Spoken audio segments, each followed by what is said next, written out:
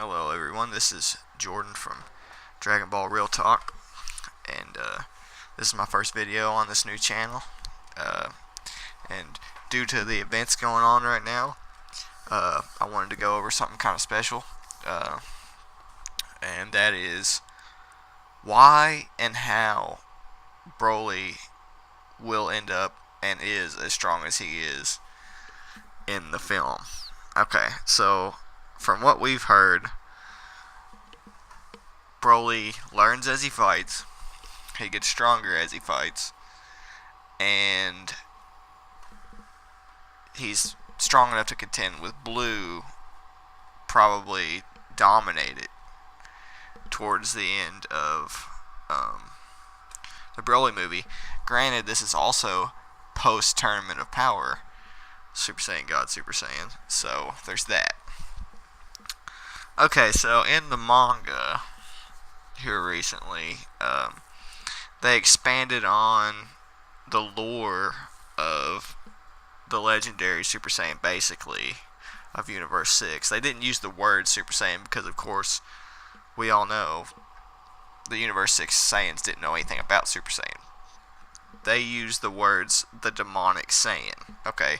They used these words when they saw Kale flip out in Tournament of Power in the manga, which would have been really cool for them to do in the anime. I really hate that they didn't do that. But anyway, so they call her the demonic Saiyan, and basically they have this short little section of the manga where they go over the history of the Universe 6 Saiyans and like their war with Planet Sadala and all that stuff. Well, anyway, okay, so we all know, based on Toriyama's statements, that Yamoshi, the original Super Saiyan God, in a way, fought in the original, Planet Sadala Civil War and lost, and the planet was destroyed, due to that war. They used to say that, the original Super Saiyan destroyed Planet Sadala in the war, but then this latest interview with Toriyama says that he just was overpowered. So, it's kind of ambiguous. But anyway, so Yamoshi is a legend and a good guy in Universe 7. He's a righteous, kind-hearted soul. He's not an evil being by any means. And he's also something that the Universe 7 Saiyans strive to kind of be in a way, okay? Well, in Universe 6, it's the opposite, okay? They refer to, when they see Kale, they refer to what they see as the demonic Saiyan, and in their universe, it's the exact opposite. Their, what you would call legendary Super Saiyan, was a villain that they had to defeat in order to save Planet Sadala. So it's a flip of the coin. Like, it's like if the legendary Super Saiyan was on the bad guy's side. Okay, that's how it went down in Universe 6. Alright, so when we take that into account, it's pretty much the same thing. The legendary Super Saiyan is pretty much the same thing in both universes. They also expand on the fact that the legendary Super Saiyan is something that happens once every 1,000 years, which is that's very important key information. The fact that it happens once every 1,000 years is very important key information. Okay? Because that shows that it's almost a genetic thing. It's almost like an anomaly that happens every so many thousand years. Okay. Now, we already know that in the new Broly movie, King Vegeta, sends Broly off because his power level matches his and it scares him. Okay, so that shows you right there. He was born special.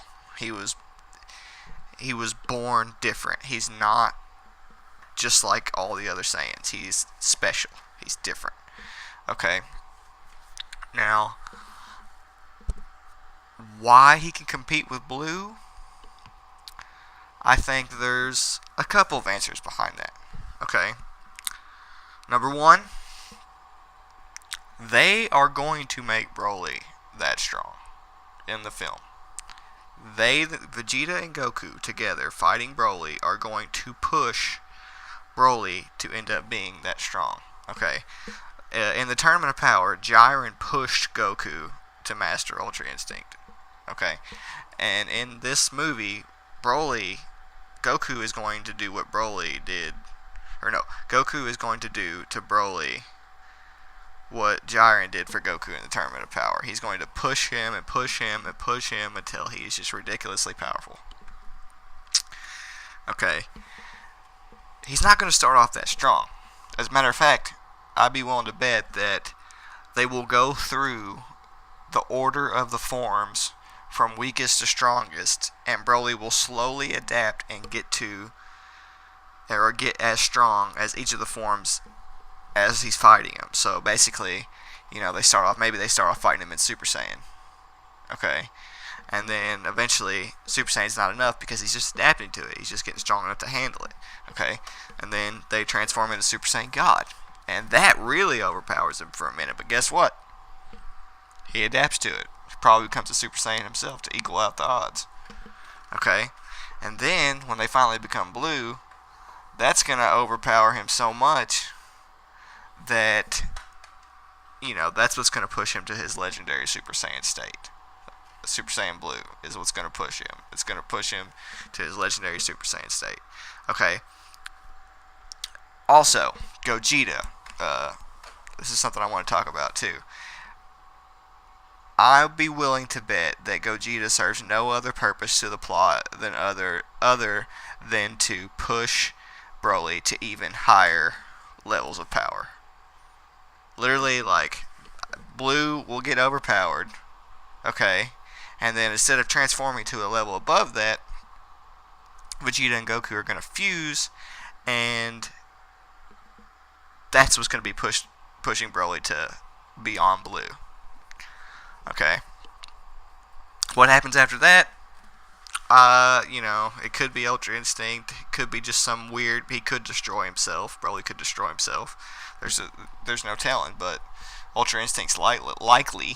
It is the pinnacle of power in Dragon Ball Super, so it's very likely, and it's something that Toriyama created and is very proud of. He talked about how proud of it he was of it.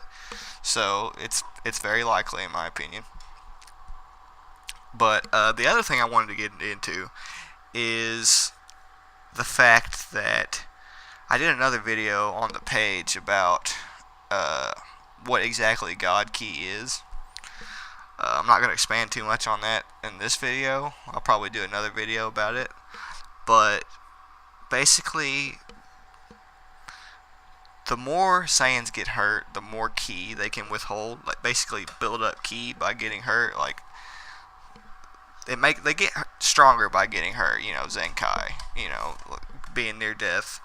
They come back and they're stronger. Well, it's been stated that the amount of Ki is what dominates how strong you are. Okay?